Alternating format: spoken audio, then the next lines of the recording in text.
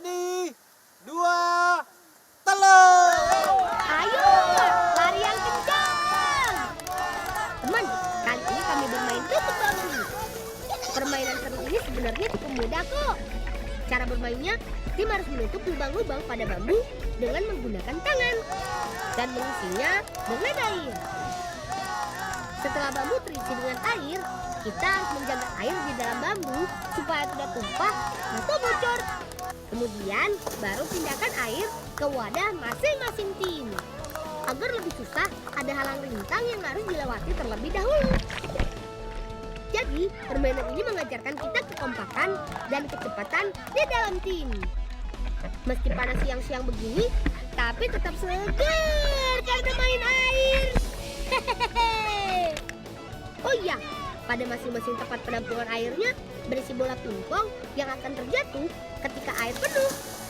Dan ketika bola terjatuh, tim itulah yang menang. Ayo terus teman, tim musuh sudah hampir penuh airnya.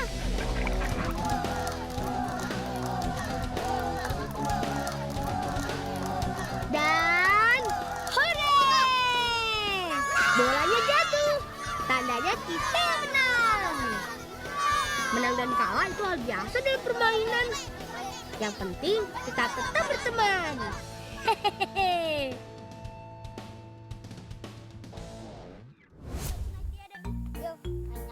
Dayang Ratna meminta kami untuk mengambil bebek di kandang. Kakak bilang mau kasih hidangan lezat untuk kami. Hanya saja lokasi kandangnya cukup jauh. Jadi kami harus menyeberangi sungai ini. Ais, mereka nurun tuh. Mereka nih, Cek. Wah, bebeknya terlepas. Ayo teman-teman, tangkap bebeknya. Jangan sampai pergi jauh. Cukup susah mengejar bebek di air karena kaki bebek ada selaputnya. Makanya mereka bisa berenang dengan cepat. Kita harus lebih pintar nih daripada bebek. Jadi kita harus menggunakan strategi menggiring dan mengepung dari berbagai sisi. Duh, aku takut dimarahi kakak kalau bebek ini tidak bisa tertangkap. Untung ada bantuan kalian. Kalau tidak ada kalian, pasti aku tidak akan bisa menangkap bebek ini. Terima kasih ya teman-teman. Ini dia tempat kesukaanku bermain, air terjun Cabang Cuy. Tapi kali ini aku bukan mau berenang teman, tetapi mau memasak bebek guling. Hehehe. Loh, kok masak bebek guling di sungai? Eits, tunggu dulu. Nanti pasti kalian tahu jawabannya. Olah bahan-bahannya dulu ya. Bawang merah dan bawang putihnya dipotong tipis-tipis. Tambahkan garam dan merica ya. Karena sudah dipotong-potong, jadi tidak terlalu sulit menghaluskan semua bumbu-bumbu ini.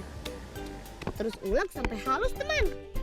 Sambil menunggu bumbu halus, kakak menyiapkan cabai merah untuk sambalnya nanti. Sedangkan temanku Agung sibuk memisahkan daun kemangi dari batangnya. Kata kakak agar tidak pahit ketika dimakan nanti. Nah, ini alasan kami memasak di sungai. Kami menggunakan aliran sungai ini sebagai penggerak baling-baling agar bebeknya matang merata. Jadi tidak perlu repot-repot membolak-balik dagingnya. Hehehe. Kalau teman-teman di rumah mau membuat, prinsipnya sederhana kok. Cukup menggunakan batang bambu, diikat menjadi 6 jari-jari. Lalu pada bagian ujung bambu yang menyentuh air diberi potongan kayu. Jadi mirip seperti dayung. Langsung deh dibakar. Nah, bumbunya sudah siap. Langsung saja kita oles ke bebeknya. Minyak goreng pada bumbu ini berfungsi agar kulit bebek tidak hangus dan bisa matang sampai ke dalam. Perhatikan teman, karena turbin ini kami jadi mudah meratakan bumbunya ke semua bagian. Hehehe. Ayo Nirwan, oleskan sampai habis bumbunya supaya rasanya tambah mantap. Sambil menunggu bebeknya matang, kakak membuat sambal colo-colo sebagai pelengkap masakannya. Ini bahan-bahan sambalnya. Ada cabai merah, bawang merah, dan tomat. Semua dipotong kecil-kecil ya. Lalu tambahkan garam secukupnya. Tambahkan juga perasan jeruk nipis. Sebagai pelengkap bisa ditambah daun kemangi. Ini dia bebek panggang Cabang Cuy yang diambil dari nama air terjun tempatku memasak tadi. Menurut kalian bagaimana penampilannya? Menarik atau tidak? Sebelum makan, jangan lupa berdoa dan cuci tangan dulu ya. Tidak perlu berlama-lama, langsung saja kita sikat. Dingin-dingin begini makan bebek panggang hangat, ditemani sambal colo-colo. Mantul! Nyamepa! Kalau dalam bahasa kami, artinya enak sekali. Sering-seringnya kau masak seperti ini supaya aku dan teman-teman jadi gemuk.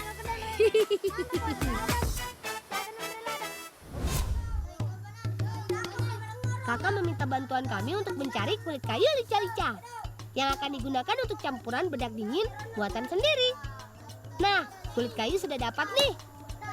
Kupas kulit kayunya memanjang ke bawah ya. Jangan pernah mengupas kulit kayu secara melingkar, karena bisa membuat pohonnya mati. Kata guruku sih, karena nutrisi makanan dari tanah tidak bisa sampai ke bagian atas pohon.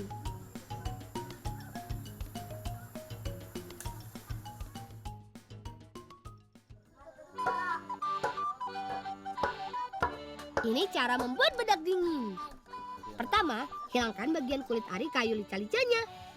Yang digunakan hanya kulit bagian tengah yang berwarna putih. Kulit kayu ini dipercaya dapat mengencangkan kulit loh. Selain kulit kayu lica-lica, masih ada bahan yang lain. Akar wangi, kunyit, dan temulawak. Atau bisa juga menggunakan tanaman karyango. Bedak ini masih banyak digunakan oleh perempuan atau ibu-ibu yang akan pergi ke sawah. Katanya sih bisa membuat kulit dingin, makanya diberi nama bedak dingin. Setelah semua bahan dikupas, tumbuk semua bahannya bersama beras yang sudah direndam air semalaman. Beras direndam agar lebih lunak ketika ditumbuk dan mudah dibentuk tanpa perlu menambahkan air lagi. Tumbuk sampai halus ya. Kemudian saring menggunakan saringan halus. Kalau ada yang masih kasar, tumbuk lagi sampai semua bagian halus dan dapat digunakan semuanya. Proses terakhir, bentuk menjadi lingkaran kecil-kecil. Dibentuk seperti ini supaya mudah dalam penyimpanan. Jadi bisa dipakai kalau diperlukan saja dan mudah kering ketika dijemur. Kalau mau langsung dipakai cukup tambahkan air sedikit. Ayo kita coba pakai. Siapa tahu kulit kita jadi halus seperti kakak.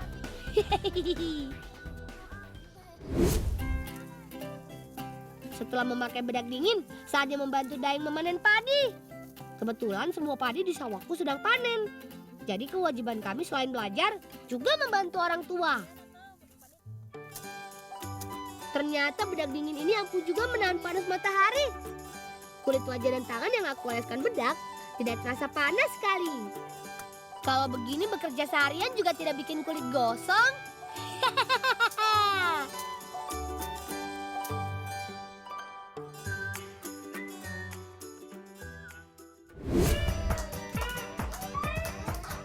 Ini adikku, lucu kan? Karena masih bayi dia belum bisa jalan. Nenek memijit kaki adik sambil menyanyikan lagu. Menurut kepercayaan nenek moyang kami, hal tersebut agar anak kecil yang dipijit bisa cepat jalan. Ketika memijit, nenek menggunakan minyak sayur yang dicampur dengan bawang merah supaya hangat. Mungkin karena hangat itu adik jadi tidak rewel ketika dipijat. Hehehe.